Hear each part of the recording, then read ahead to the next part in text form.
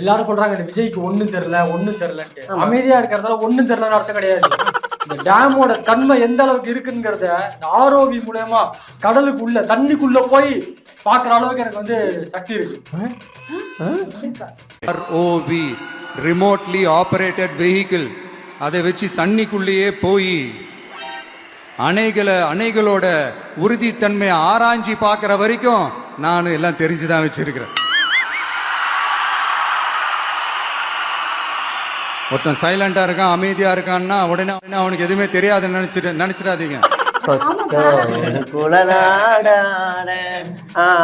இருக்கும் தலைவர் சுறா படத்திலேயே அப்படி ஜம்ப் அடிச்சவர் அதான் பண்ணிடுவாரு. அதான் தண்ணி நான் நிப்பாட்டுவார். சில பேர்லாம் மேடையில ஏறி சும்மா நசன்னு பேசிக்கிட்டே இருக்காங்க. இந்த ஆள் தான்ப்பா நசன்னு பேசினேறாரு வந்ததுல இருந்து.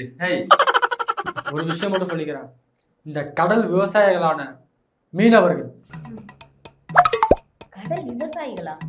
விவசாயம்னா பயிர் விதைச்சு எடுக்கிறதானே விவசாயம். அது வந்து வேட்டை தொழில் தானே, அது அழியாத வேட்டை தொழில். எப்ப வேணாலும் கிடைக்கும் மீன் வளம். என்ன மீனை உற்பத்தி செய்யறதுக்கு கூட போய் இறையா போடுறாங்க கடல்ல? புரியலையே, நம்ம சொல்லி தொலைது. சரி போட்டோம். இந்த ஆட்சியில மீனவர்களுக்கு பாதுகாப்பே இல்லை. மீனவர்களுக்கு ஏதாவது ஒண்ணுன்னா இந்த ஆட்சியில இருக்கிற இந்த முதலமைச்சர் வேற லெட்டர் மட்டும் போடுறாரு. ஆனா நம்ம ஆட்சிக்கு வந்துட்டோம் அப்படின்னா மீனவர்களை தொடர்றதுக்கே யோசிப்பாங்க. ஏன்னா இவர் ட்வீட் போடுவாரு போல இருக்கு. இல்ல எனக்கு ஒன்றும் புரியல. தமிழ்நாடு முதலமைச்சருக்கான உரிய பவர் என்ன? இலங்கையில இருந்து வந்து ஒரு நாட்டை சேர்ந்த இராணுவமோ கடற்படையோ வந்து நம்ம மீனவர்களை அடிக்கிறாங்கன்னா அது தேச பிரச்சனை.